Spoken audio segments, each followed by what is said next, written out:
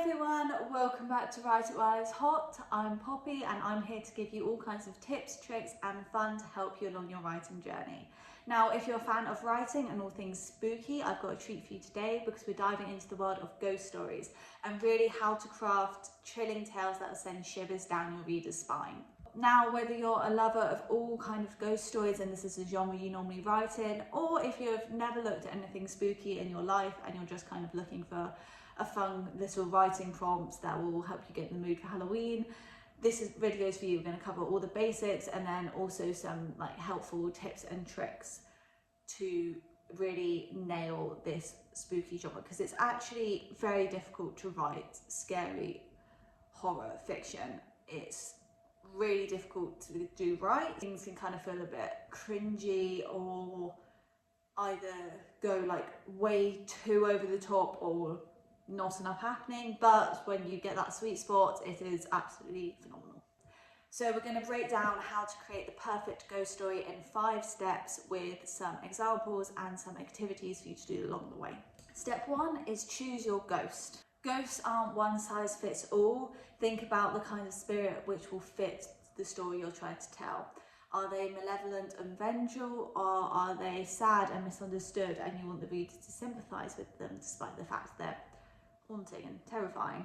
Are they tied to a particular location, person or object, or are there a lot less rules surrounding them and they kind of might not even exist and just be a figment of your character's imagination? For example, in The Woman in Black by Susan Hill, the ghost is a tragic figure. She's a woman seeking vengeance for the death of her child.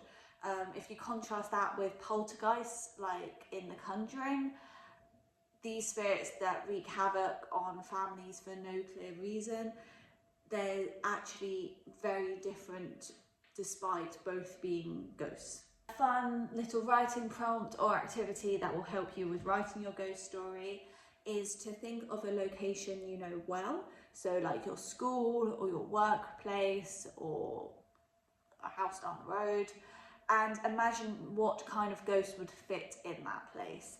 So what's tied to the building's history that you can use, or is there an object that's interesting inside of it that will link to a ghostly presence in some way?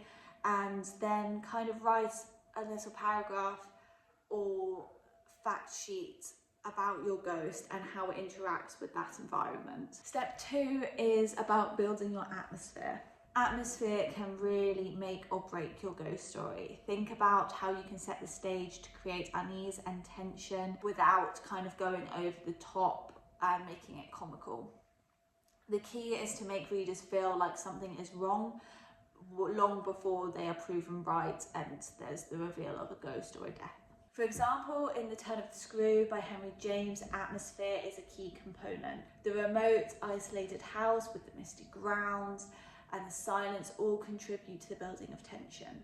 Nothing supernatural has even happened yet, but you'll feel the dread. So that leads on to you choosing the setting for your ghost story. Is it a crumbling mansion, a dark forest, or is it a bit less cliche and an ordinary house, a hospital? Use sensory details to write a deep description of this place. What does it smell like? How does the air feel? Use your 5 senses and use this to build tension before anything spooky actually happens. Step 3 is to make your characters believable. No story needs to have believable, relatable characters in order for it to be scary. We need to care about them or at least understand their motivations in the story, and they have to react to the ghost in a way that feels natural to us. In The Haunting of Hill House by Shirley Jackson, Eleanor is drawn to Hill House because of her loneliness and fragile mental state. Her fear and instability make the haunting even more terrifying because we don't know how much is true and how much is in her head. A good activity for this is to create a character profile for your protagonist. Who are they? What are their fears and weaknesses? Write a short dialogue scene where they first encounter something strange, and how do they react? Remember, their reaction should feel real, no over-the-top screaming unless that fits in with their personality. Step 4 is a slow burn. One of the most effective techniques in ghost stories is a slow burn. Don't rush the scares, really build up to them and use tension and suspense to your advantage. Ghost stories thrive on anticipation. Start with small signs, maybe strange noises or unexplained cold spots, maybe a fleeting glimpse of something out of the corner of the eye, and then build up to more and more occurrences, and then finally the ghost. For example, in The Shining by Stephen King, the haunting at the Overlook Hotel builds really slowly. At first it's just odd feelings or eerie signs, but as the story progresses, the supernatural events become much more intense until the characters are completely overwhelmed. Write a scene where your protagonist notices something strange.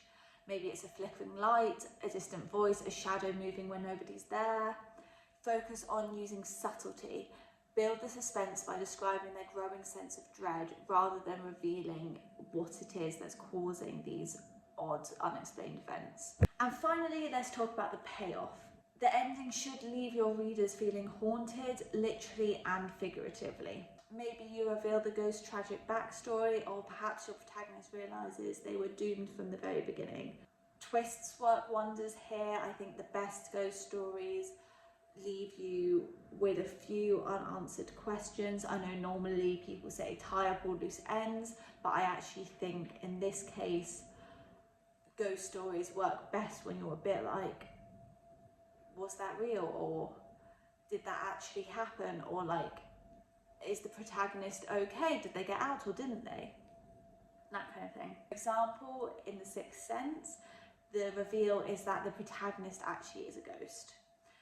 This is something the audience doesn't realise till the end, and this twist really recontextualises everything we've seen and makes the story even more impactful.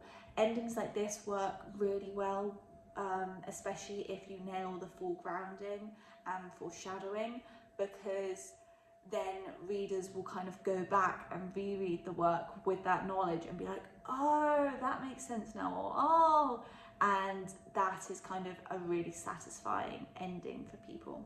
An activity I'd recommend with this is to write 2 different endings for your ghost story, one where the ghost motives are explained and another where the protagonist is left with more questions than answers, and then kind of think about which ending feels more satisfying or works better with the plot of your story, and then you can kind of tweak them and choose your favourite. So there you have it. We have the 5 steps to writing your ghost story. We have choosing the right ghost, atmosphere, having believable characters, having a slow burn, and the payoff. With these tips, you'll be haunting your readers long after they've finished your book. If you found these tips helpful, don't forget to like and subscribe and leave a comment down below with your favourite ghost story. I would love to read them. And if you've written your own, feel free to share them as well. I'd absolutely love to read them. Next video, we have another spooky theme writing tips. So if you enjoyed this one, definitely stay tuned for that one, and I will hopefully catch you in the next video.